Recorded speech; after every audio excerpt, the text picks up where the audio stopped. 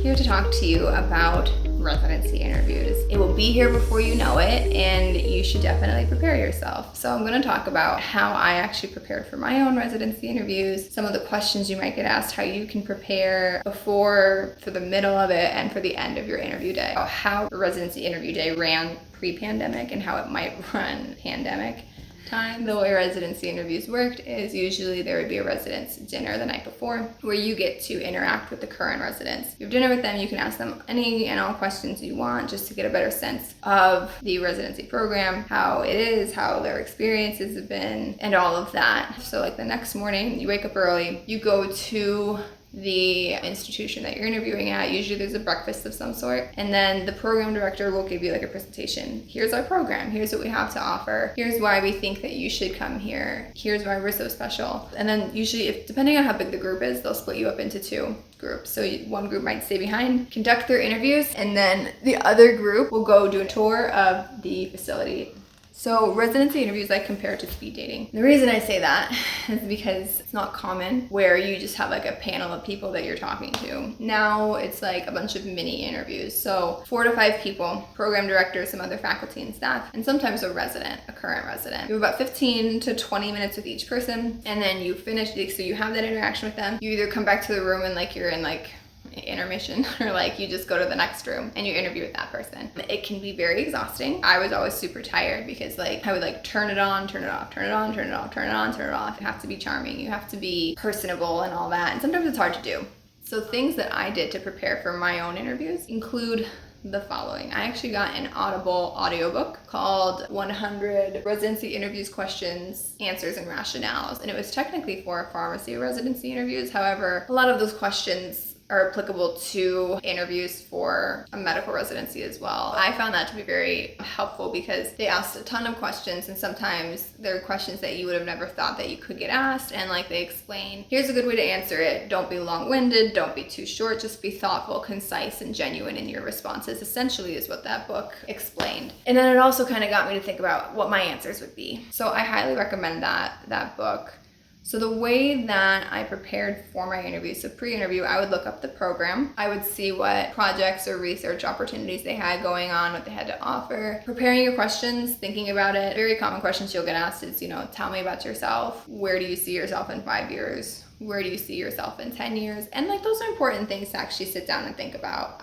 Not only just for interview day, but for yourself, because not everyone can think that far ahead. And I think we as students or prior medical students, like it's hard to just like think that far ahead because you're just trying to get to a residency. But you should actually think about it. Also, there's like on Metro Residence website, they have like experiences of prior people who interviewed there, of like how the day ran and all that, so you kind of have some insider tips and tricks on like what that day was at that particular institution. Preparing your questions before, or preparing questions you also want to ask before. Things that I always asked residents was, if you had to choose this program again, would you and why? I always asked questions about research opportunities at different institutions. I also asked how their particular program combats burnout, because I think that that's very important to me. So ask questions that are important to you. Prior to interviews, I would have like a legal pad with me. I have brought a portfolio with like paper so I could take notes throughout the day. And this is kind of how my paper ran. So I split it in half. These are questions that I asked like during residency dinner, or that I wanted to know during that day. As the day went on, I'd write down those answers that I got. This side, I wrote down every single person's name that I interviewed with, and I would write things that I liked about that particular person, or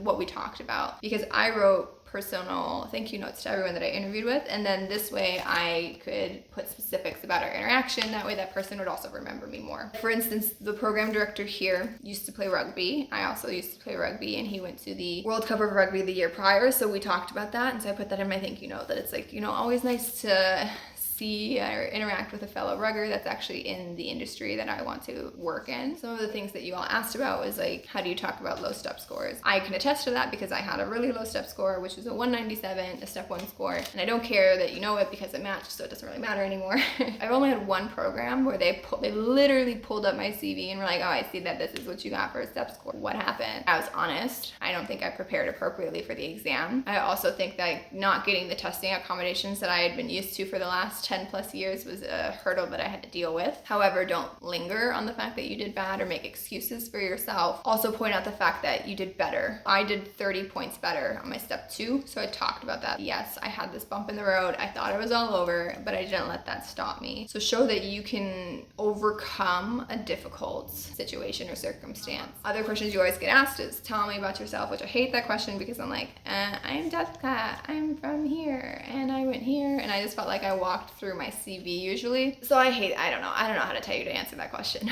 You usually get asked stuff like, tell me about a time you dealt with conflict. Tell me about your weaknesses. Tell me about your strengths. When you talk about weaknesses, don't be like, oh, I'm too perfect. Like, that's my weakness. That's not a real weakness.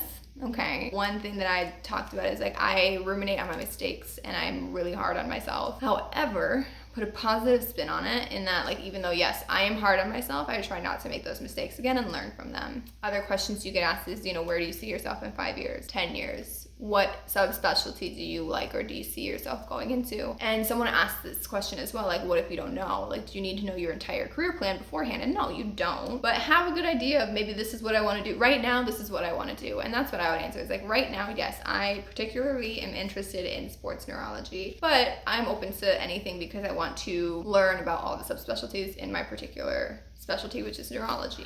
Other questions that you all asked me is about hobbies. How do you speak about your hobbies? Should they only be academic? The answer is no, they should not be all academic. Why? Because you are more than your academics. You should have interests elsewhere. Hobbies that I had on my CV or my application included culinary arts, traveling, scuba diving, herpetology, knitting and crocheting, and all of those are true. Culinary arts in that I like to eat. I don't really like to cook. Herpetology is the study of snakes, which is also true. I like snakes. I think they're cool. I wrote a paper on the wrapping patterns of snakes in grad school and like the neurobiology of behavior. Other questions you'll get asked is why this specialty? So like for me, why neurology? If you're applying to surgery, why surgery? And you should have a good answer to that, not just, oh, this was my backup, or like, I don't know, I feel like this is just what I want. And you should have already explained yourself essentially in your personal statement as well.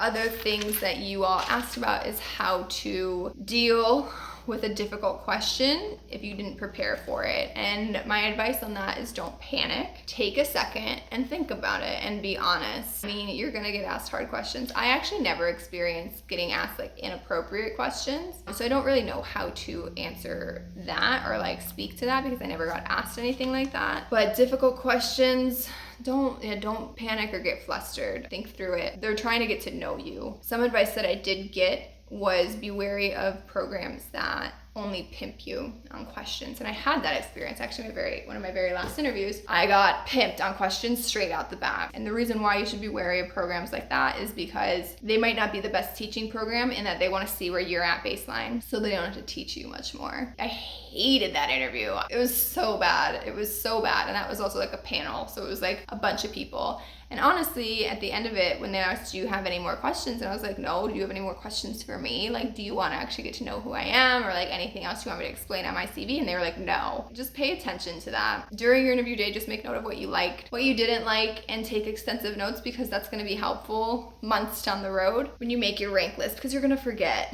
You're gonna forget certain things, especially if you don't take notes. So I highly recommend that. I think that's pretty much it. Don't panic. Take time, think about your questions and answers. Think about where you wanna be when you grow up, essentially. Think of questions you also wanna ask the programs. I would always ask for advice at the end of it. Be like, do you have any more questions? They'd be like, yeah, actually, do you have any advice for me moving forward? What would you have done different when you were in my shoes, or all that? And I felt they liked that. And I also would ask about burnout, because residency burnout is huge, and it's important to me that programs actually are helpful to their residents, that they don't want to burn you out, that they actually care about your well-being. So think about things that are important for you in a program and ask about them. It's your day. You're interviewing to become a doctor, so enjoy it.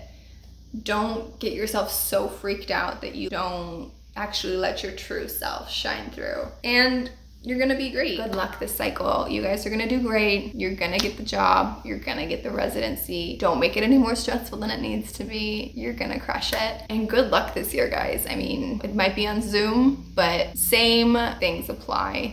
Be yourself, be personable, be honest, be true to you and what you want in life, in your career, and you're gonna do great.